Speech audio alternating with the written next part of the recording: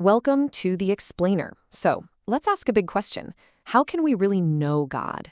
Today, we're diving into the ideas of John Calvin, one of the most influential thinkers in history, to explore his powerful argument about what it takes to see God clearly and, well, why we so often get it wrong.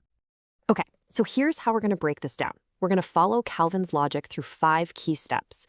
We'll start with that basic hint of God that we see in nature, then look at how Scripture supposedly brings that picture into sharp focus, and finally, we'll dig into why, despite all this evidence, humanity so often chooses to just look the other way.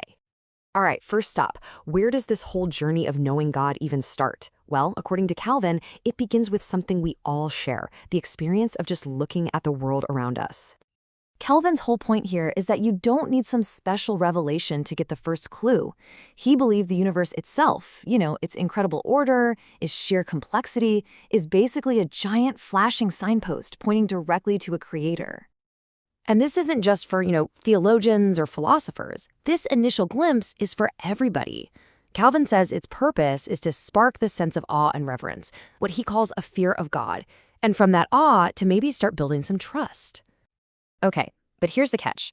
Calvin warns that this general knowledge from nature is kind of like looking at a mountain from 50 miles away. I mean, you can tell it's there, sure, but all the important details, they're totally fuzzy. To see it clearly, he says, we need a special tool to bring it all into focus. And this, right here, is really the heart of Calvin's whole argument. Creation gives us a clear but pretty distant view. Scripture, he says, is like putting on a pair of prescription glasses. Suddenly, boom, that blurry image of a far-off creator just snaps into focus, revealing a much more personal God, one who's also a redeemer, someone deeply involved in our story. Okay, so we've put on the glasses. What do we see now? What are the specific details that pop out about God's character when we look through this high-definition lens? Now, what's fascinating is that to define God's character, Calvin doesn't get all philosophical. Nope. He points right to this specific passage from the Bible. For him, this isn't just some dry list of adjectives. This is a living portrait of who God is when he relates to us. And just like that, we go from this vague idea of a powerful creator to a picture with so much more detail. Scripture, Calvin argues, reveals a God with specific, personal attributes we can actually connect with, things like mercy and justice and compassion. And this is the part that really matters to Calvin. This isn't just some intellectual game. He's saying, look, truly knowing God isn't about winning a debate in your philosophy class.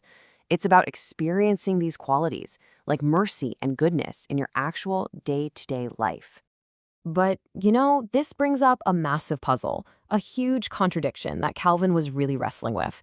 If the evidence for one God is supposedly so clear, both in nature and in Scripture, then why is human history basically a long story of thousands of different gods and idols? Something, he argues, must have gone terribly wrong. Calvin thought this was absolutely fascinating.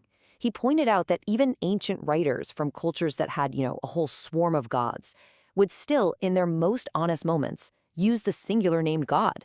He says this shows there's this buried, innate sense of God's unity in all of us. And that's where things go off the rails. Even though we have this sort of internal compass pointing to one God, Calvin says our own ego, our pride, our vanity, it just gets in the way. We end up rejecting what's clearly revealed and start inventing our own versions of God, versions that are, frankly, a lot more convenient for us.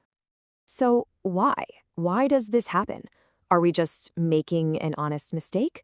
Well, according to Calvin, no, not at all. He argues it's not a simple case of ignorance, but a deliberate, a willful blindness. Yeah, he lays it out like a chain reaction, right? It all starts with that natural, innate knowledge. But then our vanity kicks in and we start making up our own gods. And those inventions, they smother the truth. And because this is an active, willful turning away, he concludes that humanity is, well, inexcusable. And this all builds up to his pretty sobering conclusion. That general knowledge of God we get from looking at the stars, it isn't enough to save us, but it is enough to make us accountable. In Calvin's view, we can't just claim we never got the memo. We're held responsible for ignoring it. So where does that leave us? Calvin's whole argument really corners us with this pretty tough question. If our own natural vision is so flawed, so prone to vanity, can we ever really hope to see the truth on our own? Or do we, as he suggests, ultimately need a guide to show us what's been right in front of us all along?